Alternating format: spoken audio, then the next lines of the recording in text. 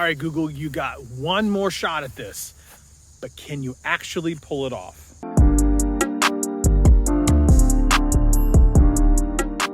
What's up, everybody? This is Scott. Welcome back to another video. In today's video, I'm going to be talking about how the Pixel 6 and the Pixel 6 Pro is Google's last shot, or what I think is the perceived last shot, to really make the big splash that's needed to finally make the Pixel way more mainstream than it is today. I'd like to say that I have like a top 5, so to speak, but I do have some notes that I do want to talk about.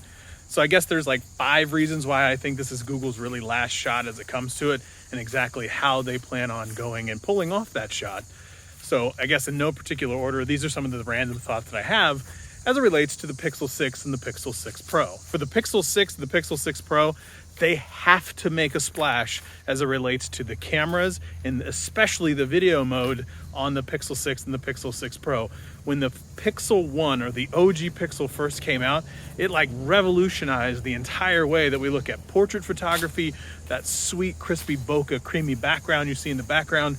Also, just the way that you take photos on your phone at all. It made a tremendous splash when it came to the OG Pixel 1. Google has been resting a little while, kind of on its laurels, and seen over and over again, same sensors, same a lot of everything. They've gotten way better at the computational photography, that's for sure, but they've got to do something a little bit different, and they've got to make a huge leap forward in order to really, again, push the Pixel to be much more mainstream. One of the next things that they have to do, or I guess reason number 2 to try to make the Pixel go more mainstream, is they have to offer something that's a very unique Pixel experience.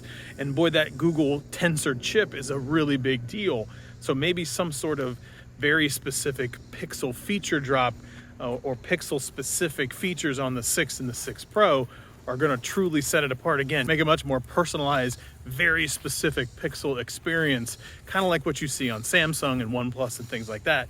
Yes, it's Android at the bottom, but they've got to offer something that offers a unique Pixel experience for people to want to change from another Android device. One of the next things you have to do is become the very much showcase version of Android. You see all the different skins and things out there, One UI from Samsung, and then all the different flavors of Android you see with OnePlus and Xiaomi and all of those other things.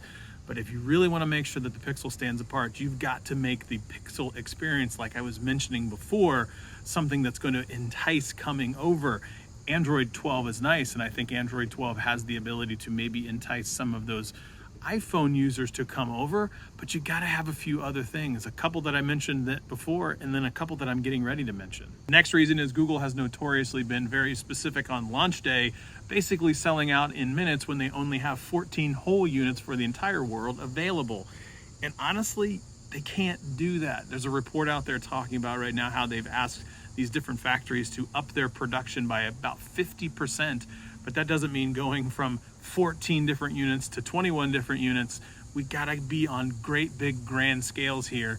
And that brings me to my last point, and the last point being, we have to be talking about the Pixel for a really, really long time. So that means we have got to market that thing outside of just the folks like myself being in Team Pixel.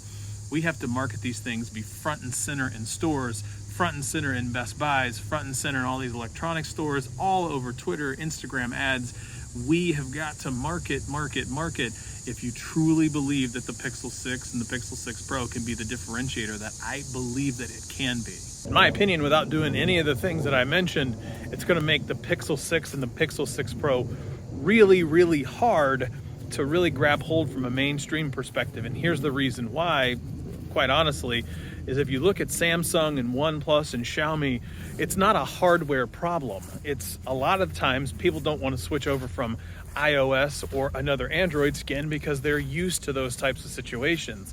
So you have got to offer something that's different, and I think you have to offer it, then you got to talk about it, and then you've got to be a differentiator in the market, and that requires you spending money, that requires you to have the units that are available out there, that requires you to have a very unique experience out there. And yeah, got to have that whole package for the Pixel 6 and the Pixel 6 Pro really to have success. But this, Google, this is kind of the last shot. You really got to go all out here. I have seen the fact that you are upping the production. You are asking the factories to produce more.